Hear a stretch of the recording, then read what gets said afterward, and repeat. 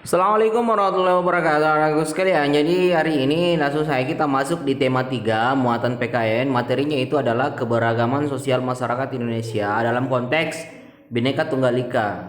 Kelas 5B masih tetap bersama dengan saya Muhammad Rizkal. Kita lanjut ya.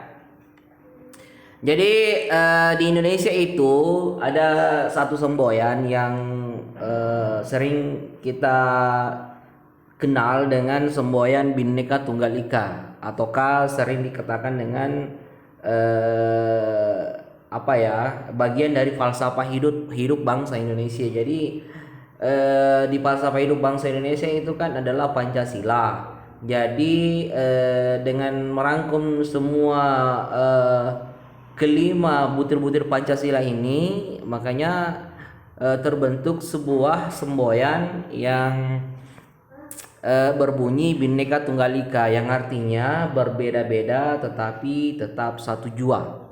Oke, kita baca sedikit materinya ya. Bangsa Indonesia memiliki sebuah semboyan yang luar biasa, yakni Bhinneka Tunggal Ika. Bhinneka Tunggal Ika memiliki arti berbeda-beda tetapi tetap satu tujuan. Makanya dikatakan satu jua. Satu jua itu artinya satu tujuan. Ada juga yang mengatakan satu jua itu adalah satu juga. Jadi apa saja benar, tapi yang sebenarnya itu adalah satu tujuan, seperti itu. Bahwasanya sekalipun di Indonesia terdapat begitu banyak suku, agama, ras, adat istiadat, bahasa dan lain-lain sebagainya, semua itu bersatu sebagai saudara, sebangsa dan setanah air. Jadi Indonesia kita ini itu adalah salah satu negara yang cukup kaya atas suku bangsa, bahasa, agama, ras, adat istiadat, itu cukup kaya, artinya sangat banyak dan beraneka ragam. Tapi meskipun semua itu beraneka ragam, itu kita disatukan dalam konteks Pancasila, yang semboyannya itu adalah meskipun kita berbeda-beda tetapi tetap satu tujuan. Perbedaan dan keanekaragaman yang ada justru menjadi sebuah kekuatan yang pada akhirnya memperkaya sifat budaya bangsa Indonesia dan lebih memperkuat persatuan dan kesatuan bangsa. Jadi jangan biarkan bahwa perbedaan yang kita miliki, keanekaragaman yang banyak ini yang kita miliki itu dijadikan sebagai alat perselisihan untuk sesama masyarakat Indonesia. Jangan sampai. Karena kenapa? Mari kita jadikan perbedaan keanekaragaman ini sebagai kekayaan yang mutlak yang kita miliki, yang orang lain patut iri kepada kita, dan mari kita menjadikan semua keberagaman ini sebagai pemersatu masyarakat Indonesia, pemersatu kita bersama dengan masyarakat Indonesia yang lain, untuk lebih memperkuat persatuan dan kesatuan kita dalam bernegara, seperti itu. Jadi tidak boleh ada perselisihan di mana-mana karena perbedaan pendapat, saling perang karena perbedaan suku, saling mengejek karena perbedaan agama, saling menjelek-jelekan, itu tidak boleh. Ya, jadi kalau anak-anakku sekalian sering melihat di TV, jangan diikuti. Itu semua adalah hal-hal yang buruk yang harusnya kita hindari, seperti itu. Marilah kita sama-sama menjadikan perbedaan-perbedaan yang ada ini sebagai pemersatu buat kita pribadi. Kita justru berbahagia, kita justru patut bangga karena dari sekian banyak negara di dunia ini, Indonesia itu termasuk negara yang memiliki banyak kekayaan, bukan hanya dari kekayaan alam, tapi juga dari kekayaan adat istiadat, bahasa, budaya dan lain sebagainya. Gitu ya. Kita lanjut sedikit. Dengan keberagaman, manusia dapat saling bekerja sama dan bahu-membahu untuk memenuhi kebutuhan hidupnya, baik secara ekonomi, sosial maupun budaya. Keberagaman profesi pun berkembang dan mendukung pemenuhan kebutuhan hidup bangsa Indonesia, yang dipergunakan juga merupakan satu contoh hal yang menjembatani perbedaan sosial budaya yang terdapat dalam masyarakat Indonesia. Jadi selain dari yang saya sebutkan tadi, ternyata perbedaan itu kita juga memiliki perbedaan dari sisi ekonomi, sisi sosial maupun dari sisi budaya kita sendiri. Saya bisa jelaskan di awal. Beragam profesi pun berkembang dan mendukung pemenuhan kebutuhan hidup. Jadi memang setiap profesi itu berbeda-beda dan setiap profesi itu menghasilkan menghasilkan penghasilan yang berbeda-beda pula untuk memenuhi kebutuhan hidup kita. Namun pun demikian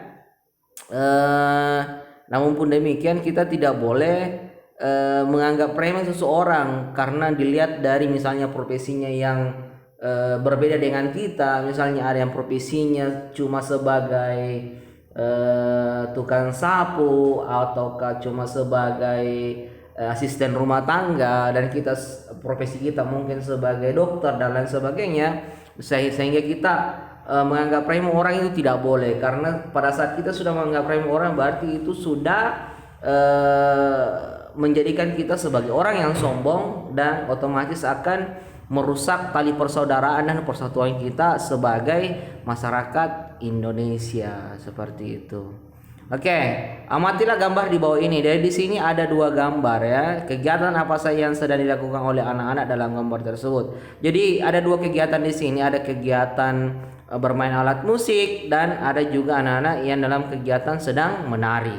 Seperti itu. Apakah kamu pernah melihat kegiatan seperti di lingkunganmu? Coba cerita hasil pengamatanmu di depan kelas. Ini sebenarnya kalau saya waktu di kelas itu, saya akan suruh kalian mengamati di lingkungan sekitar tempat tinggal kalian. Tapi ini kan dalam keadaan daring, itu tidak boleh. Jadi bukan tidak boleh ya, tidak bisa. Makanya kita melihat saja gambarnya. Di sini ada perbedaannya, anak-anak yang bermain musik, anak-anak yang menari. Artinya ini menunjukkan bahwa Indonesia itu cukup banyak memiliki kekayaan dari segi alat musik dan segi tari-tarian. Seperti itu. Ini setiap suku bangsa, setiap daerah itu memiliki alat musiknya sendiri. Setiap daerah itu memiliki tarian-tariannya sendiri. Misalnya di Sulawesi kita punya tari Pakarena. Misalnya di Bali kita punya tari Kecak. Itu berbeda namun tetap satu tujuan. Kita tetap satu tujuan untuk melestarikan budaya Indonesia, seperti itu. Sama halnya dengan alat musik. Mungkin di di Indonesia mungkin ada, kita punya Gan Rambulo misalnya. Kemudian di daerah lain ada namanya angklung dan lain sebagainya. Jadi kita patut bangga akan hal seperti itu. Jadi memang berbeda, tapi tujuan kita itu mengapa tetap memainkan alat-alat musik tradisional seperti itu, tujuannya untuk melestarikan kebudayaan kita sebagai bangsa Indonesia yang kuat, seperti itu. Kedua gambar di atas bercerita tentang upaya manusia dalam sebuah pembangunan sosial budaya. Bahasa Indonesia merupakan contoh upaya manusia dalam sebuah pembangunan sosial budaya. Kegiatan seni yang bertujuan melestarikan budaya, dan seperti yang saya jelaskan tadi, Nusantara juga merupakan sebuah upaya membangun sosial budaya. Jadi itu adalah upaya membangun sosial budaya kita. Contoh lain dari pembangunan sosial budaya adalah dengan semakin terbukanya kesempatan bagi kaum wanita untuk bersekolah dan menuntut ilmu setinggi mungkin. Jadi dulu beda ya. Kalau zaman dulu itu biasanya kalau zaman-zaman nenek moyang kita dulu, kalau dia perempuan itu tidak dibiarkan bersekolah tinggi-tinggi. Kenapa? Kamu cuma perempuan, pada akhirnya kamu akan di dapur juga. Jadi kamu tidak usah sekolah tinggi-tinggi. Yang bisa sekolah tinggi-tinggi itu cuma laki-laki saja. Itu zaman dulu, tapi zaman sekarang itu sudah tidak bisa. Makanya ada satu pahlawan kita itu namanya Raden Ajeng Kartini. Itu adalah pejuang emansipasi wanita. Artinya emansipasi wanita itu artinya kalau laki-laki bisa, insya Allah perempuan juga bisa, seperti itu. Jadi kalau laki-laki bisa bersekolah tinggi, perempuan juga bisa bersekolah tinggi. Makanya sekarang itu sudah banyak kita lihat hampir sama. Ada dokter sebagai laki-laki, laki-laki sebagai dokter, ada juga perempuan sebagai dokter. Ada laki-laki sebagai polisi, ada juga perempuan sebagai poluan, seperti itu. Kalau zaman dulu tidak ada. Yang jadi polisi itu, yang jadi tentara itu cuma laki-laki, seperti itu. Kalau sekarang semua ada. Kalau ada juga tentara perempuan, ada juga guru perempuan, juga guru laki-laki, ada juga pembalap laki-laki, ada juga pembalap perempuan. Semua bisa dikerjakan oleh perempuan. Meskipun pada akhirnya perempuan juga tidak bisa melupakan kodratnya sebagai ibu rumah tangga. Seperti itu yang utama. Jadi untuk materi hari ini cukup sekian, dan cukup pendek ya, karena memang materinya sedikit. Insya Allah kalau ada waktu, kalau materi PKN itu juga sama dengan IPS, agak sedikit, tapi kalau materinya itu saya akan tambah-tambah dari segi penerapan konsep di kehidupan nyata. Nanti kita lihat, saya desain pembelajarannya seperti apa, video pembelajarannya seperti apa. Jadi untuk hari ini anak-anakku sekalian cukup sekian. Wabillahi taufiq wal hidayah. Assalamualaikum warahmatullahi wabarakatuh.